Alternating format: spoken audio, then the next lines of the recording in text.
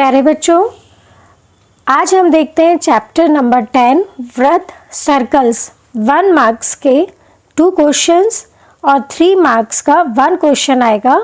Total होते हैं 5 marks.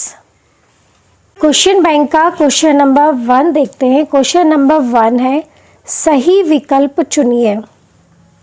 First है 5 सेंटीमीटर त्रिज्या वाले एक वृत्त के बिंदु P पर स्पर्श रेखा PQ केंद्र O से जाने वाली एक रेखा से बिंदु Q पर इस प्रकार मिलती है कि OQ इक्वल 12 सेंटीमीटर।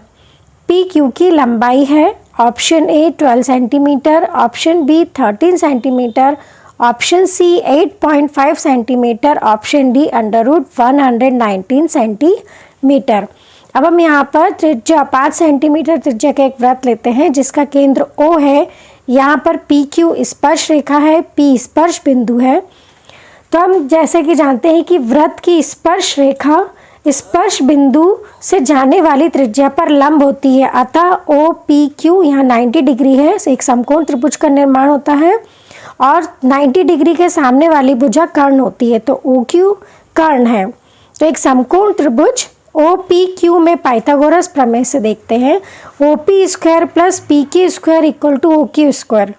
OP की वैल्यू यहाँ पर 5 सेंटीमीटर है, तो हम यहाँ पर लिखते हैं 5 square plus PQ square equal to 12 square. OQ की वैल्यू 12 सेंटीमीटर है। 5 का square 25 plus PQ square equal to 12 into 12 मतलब 12 स्क्वायर होता है 144 प्लस 25 का हम ट्रांसफ़र कर देते हैं तो हमें मिलेगा PQ square equal to 144 minus 25। तो 144 माइनस 25 होता है 119। तो PQ square equal to 119।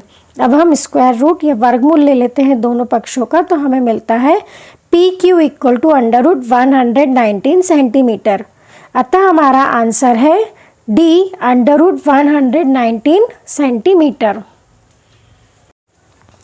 Second है एक बिंदु Q से एक वृत्त पर स्पर्श रेखा की लंबाई 24 सेंटीमीटर तथा Q की केंद्र से दूरी 25 सेंटीमीटर है। वृत्त की त्रिज्या है option A 7 centimetre, option B 12 centimetre, option C 15 centimetre, option D 24.5 centimetre.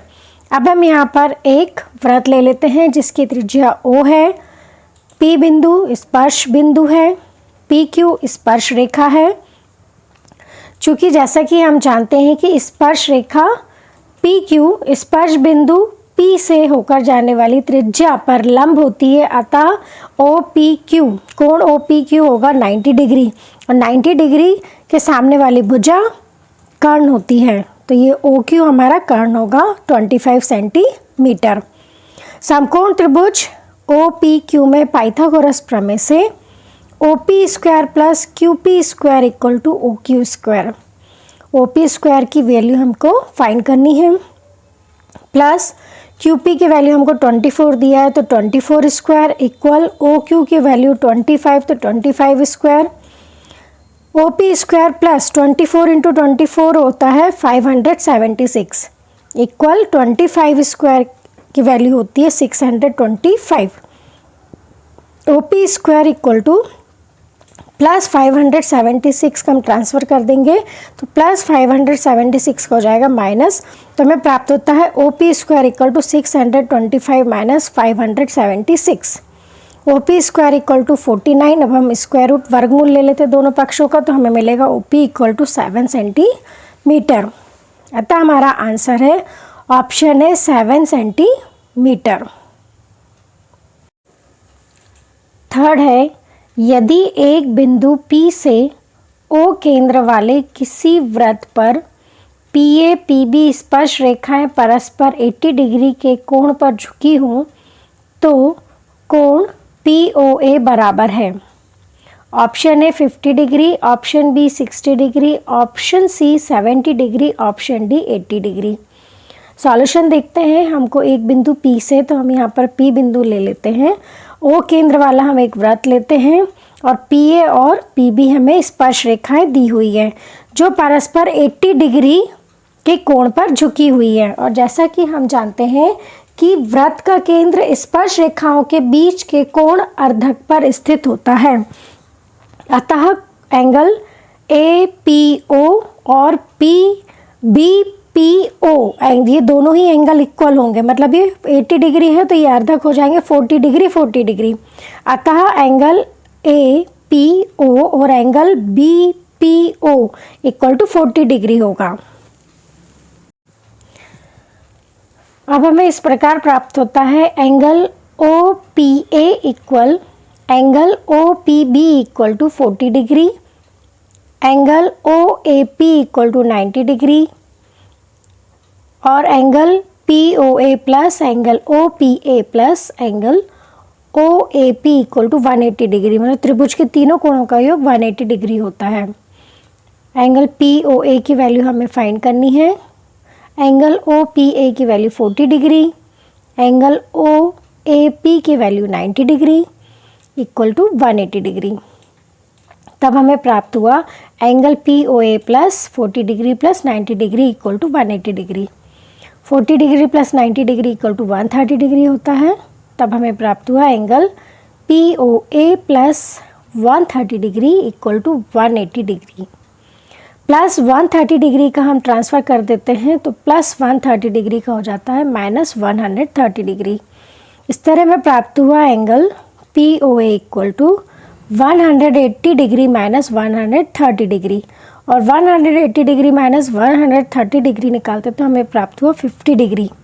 इस प्रकार हमें एंगल POA की वैल्यू मिली 50 डिग्री। अतः हमारा आंसर है ऑप्शन ए 50 डिग्री। फोर्थ है, यदि TP-TQ केंद्र O वाले किसी वृत्त पर दो स्पर्श रेखा इस प्रकार हैं कि angle POQ equal to 110 degree तो एंगल PTQ बराबर है option A 60 degree, option B 70 degree, option C 80 degree, option D 90 degree. Solution देखते हैं। यहाँ पर हमें TP और TQ दो स्पर्श रेखाएं हमें दी हुई हैं। वृत्त का केंद्र O दिया हुआ है और एंगल POQ दिया हुआ 110। जैसा कि हम जानते हैं कि वृत्त की स्पर्श रेखा स्पर्श बिंदु से जाने वाली त्रिज्या पर लंब होती है। अतः एंगल TPO और एंगल TQO की वैल्यू 90 डिग्री होगी। जैसे कि यहाँ पे चतुर्भुज बन रहा है तो चतुर्भुज के चारों कोणों का योग 360 डिग्री होता है। अतः हमें प्राप्त हुआ angle PTQ plus angle TPO plus angle POQ plus angle OQT equal to 360 degree. Angle PTQ की वैल्यू हमें फाइंड करनी है।